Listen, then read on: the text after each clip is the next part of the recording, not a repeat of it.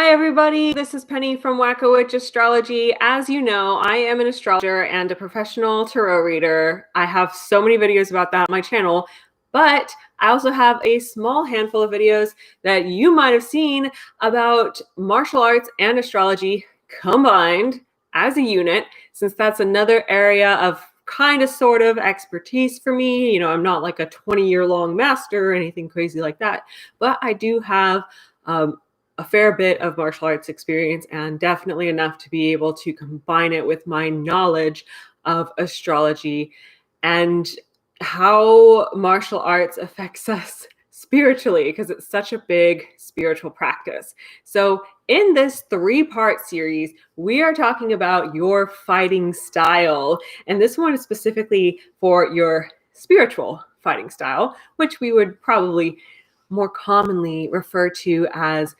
resilience, tenacity, basically just your ability to overcome obstacles and your ability to fight through and pick yourself back up emotionally and spiritually when you have gone through a difficult time, when you have experienced hardship. So this is about your inner fighting ability.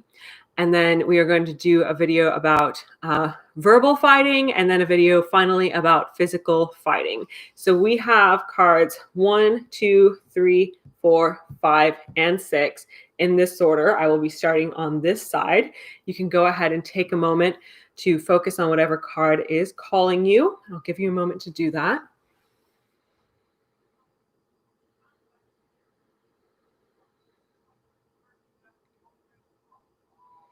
Okay, and with that being said, we're going to go ahead and get started with card number 1. If you ever need a still image, I post them on Facebook and Instagram. Links are below. So card number 1. This one is the 9 of Cups. So how you fight spiritually is about making sure that your own needs are fulfilled, making sure that you're in a place of comfort and of wellness. So the words "fill your own cup before you can fill anyone else's," they resonate very strongly with you. You know, making sure that your own needs are met and they are satisfied. So you might be the type to become a little bit more indulgent when you're upset. And that could be anything from playing video games, eating your favorite snack. Maybe you have a full-on home-cooked meal that you like to have when you're upset that help you kind of bunker down and prepare for those harder times. So on the negative side of this could potentially be someone who stress eats, but I don't want to look at it as stress eating. I want to look at it from a more healthy manner, not to excuse the behavior, but to focus on healthier expressions that you can evolve that to. So if you are a stress eater right now, what you can instead do is realize that you're needing to take in nutrients. Realize that you are needing a little extra support from the world and the environment around you. And that's where, if you pick this card, that's where that stress eating really came from. So you might need to work on your root chakra a little bit more and keep yourself really grounded and empowered so you have that energy to kind of build you up. We get spiritual nourishment from certain things that we do and certain practices that we partake in addition to getting nutrients from food. So if you try to get your nutrients more from spiritual practices like meditation, yoga, or even a martial art, that could really help you feel not just more grounded, but also feel more safe, feel like you're ready to be able to endure what is coming. So people who picked card number 1, they have a really strong ability to just be able to endure, and they don't necessarily feel like they have to fight their battles in any specific way, but they are very good at being like emotionally and spiritually prepared for what is to come. All right. Next, we have card number 2. That is the 10 of Swords. So this is a very, very intense card. It basically means that how you fight is by in a sense, realizing defeat. So, when it comes to spirituality, there's no true defeat. You're never truly defeated. You're never truly dead. I mean, your spirit is going to go on and it's going to evolve to something else. So, obviously, that's a totally different thing from being defeated in a real physical fight. It's a different thing from, anything along those lines. Spiritually, the idea of being defeated is very different. So you are someone who might come across as a little bit pessimistic, but it's because you take in all of these bad things that have happened and you're really truly willing to face them, truly willing to admit that they happened, and confront the fact that you went way down into the depths and you actually dealt with this and you were there. So this shows that you're someone who is very realistic, and it might come across as you're dark, you're depressing, all of that stuff, but you are willing to dive into it. And that shows that you have a lot of emotional strength, you have a lot of emotional resilience, and you're able to handle things that most people would instead try to shelter themselves from. So your personality can come across as being very, very intense. For people who drew this card, you might seem like you're intense, like you're just too freaking much for some people.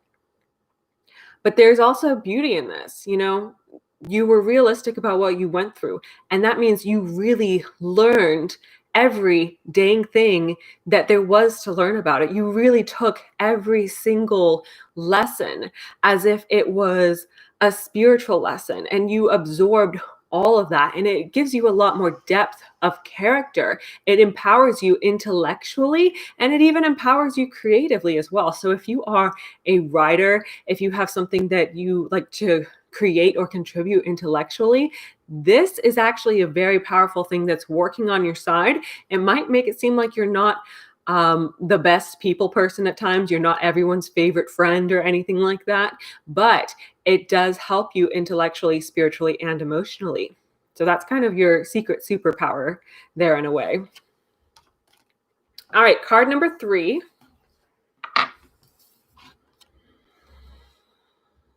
We have the 3 of Swords. So what I'm getting from this is a lot of romantic and passionate energy, like a lot of feelings.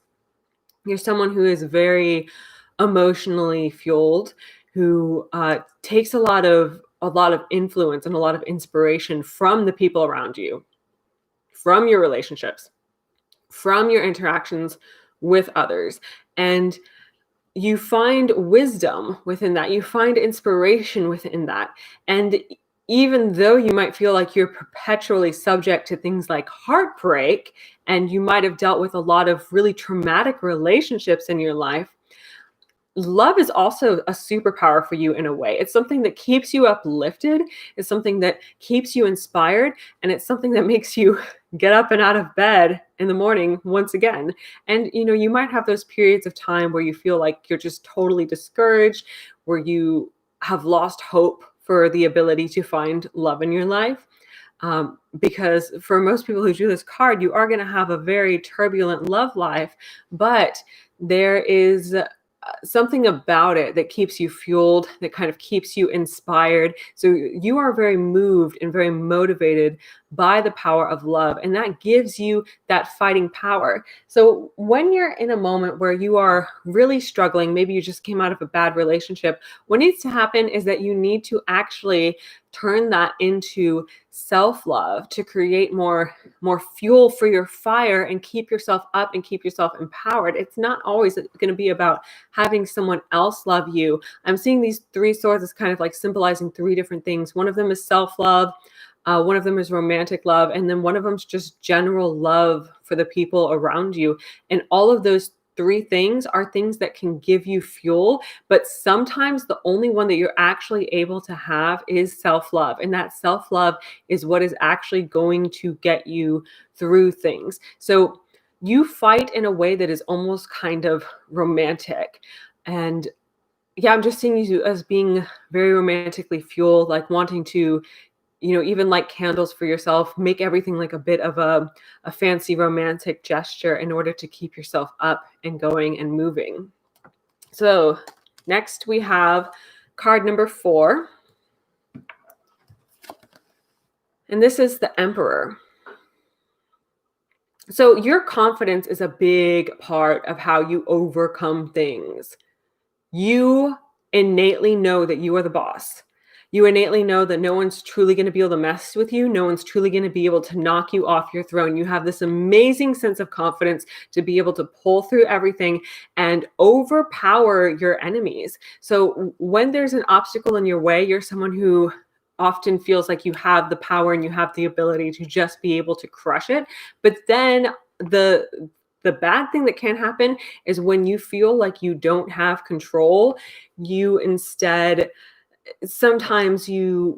instead of actually fighting, I'm sorry to say this, but sometimes instead of fighting, you instead throw just a little bit of a fit instead. And that's in those moments where you feel like you don't have control because it doesn't feel natural for you. It doesn't feel like what's supposed to happen. So having that control is a big part of how you fight and how you overcome obstacles. And those moments that you feel like you don't have control, they can really make you feel unstable. They can really start to make you feel kind of insecure. But if you're struggling, you need to realize that that feeling is an illusion. You still have control. You still have all the control. You can choose what you get to do next. You have the power. This idea of being the emperor and being the one who is in control, that is the actual truth. And that's something you need to remember. You need to re-find your confidence and re-find your peace of mind in knowing who you are and knowing that it doesn't matter what obstacles come in your way. It doesn't matter what criticism you face. You are content with yourself, and that's all you ultimately really need. All right, card number 5. This is the 7 of Cups. So what this means is you're essentially very, very adaptable. You're able to change and to take on kind of different personas, different personalities, depending on the circumstance and depending on what is actually needed right there in the moment. So that's kind of an interesting thing. And I'm getting the sense that sometimes you fight by basically creating a fog of illusion for the people around you. You know, you might even in subtle ways guide them astray, guide them to believe things about you that aren't necessarily true. And it might seem like you're manipulating information. It might seem like you're a little bit dishonest at times, but really this goes back to your power to create what it is that you actually want. And you might be kind of a fake it till you make it type. And you are able to really change the world around you and change your environment in ways that are meaningful and ways that are on par with who you are as a person, things that really come down to your soul. And the reason why it might sometimes feel like you're lying or you're being deceitful, you're being dishonest in some way, it's because you have a soul that is evolving a lot. You're undergoing a lot of changes in this incarnation, and that is very important to you. And you might not be consciously aware that this is something that you need. You know, you might at times feel inclined to criticize yourself and say, oh, why can't I just be myself like everyone else is? But here's the thing, you are being yourself, and this is a part of who you are. So your soul innately understands that, and you understand that you need sometimes to create an illusion so that you can undergo a change. And sometimes that means you're masking yourself behind something else so that you can get through. And maybe it's because there's a part of you that's very vulnerable. There's a part of you that is afraid to seek the changes, even though you know that you innately need them. So you kind of create this little fog of protection around you at times. And you can be very difficult to figure out. You create illusions. People are disillusioned by you and all that fun, mystical stuff. All right, last but not least, card number 6. This is the 8 of Wands. Oh my gosh. So This is essentially the ability to overwhelm an opponent. And what this means in the sense of spiritual fighting, it's about being able to act quickly and being able to go from one thing to the next also very quickly if your original plan didn't work out. So plan A, we're going to go out today, we're going to do the thing, we're going to conquer, and we're going to F shit up. Plan number one didn't work out, so immediately we just go straight to plan number two, and we start working on things a little bit more low key. We start trying to make something work, and we start investing in a bigger long-term project. And then you don't want to fully wait for plan number two to find its way into fruition just yet. So you instantly go to plan number three, which is to try something completely different altogether. So basically, you're someone who's willing to go through plans number 1, 2, 3, 4, 5, 6, 7, and 8 all in a row, trying everything you freaking can whenever there's a problem. So this is basically the person who's like, I'm going to press all the buttons on the spaceship until I figure out how to make this dang thing fly. And the bad thing about that is it could be said that you are a little bit reckless, right? You might get into some trouble every now and then. You might, in an attempt to solve one problem, there is a risk that you could create an additional problem. So that's something that could happen. My advice with this would be try to be a little more conscious about where you are actually directing your energy. Make sure that your intentions are always clear. Like if I got this card, I would say that clarifying my intentions are now very, very important to me. And I'm going to go give myself a little pep talk in the mirror every day to talk about my actual intentions and make sure they head in the right direction. Because the good thing about this card is you have the ability to make things happen really fast. You are very efficient, very effective, very powerful. But if that efficiency and power is directed in the wrong way, that causes more problems. And you have the ability to fix problems, and not only fix problems, but to thrive and to make things better and to build a more successful life. So why would you let this be destructive when it doesn't have to be destructive? That's basically what I'm saying. Anyway, thank you for watching my video. Make sure you subscribe to my channel so I can see you here again. And please leave me a comment because I love reading kind and encouraging comments. I'm human and I need that too. Unfortunately, I have my own vulnerabilities. And yeah, let me know what you thought of this video and I will see you again soon. Bye-bye. Oh, one more thing. So if you are interested in learning more about your fighting style, not only do I have more videos about it, but I also have a Mars sign fighting style report on my website. It's mostly specifically for people who are into martial arts and maybe sorry, my camera stopped focusing. Maybe you're not yet doing martial arts, but you want to know what martial arts you'd be good at or what your strengths would be. That report might be good for you as well. So feel free to check that out. Take care. Bye.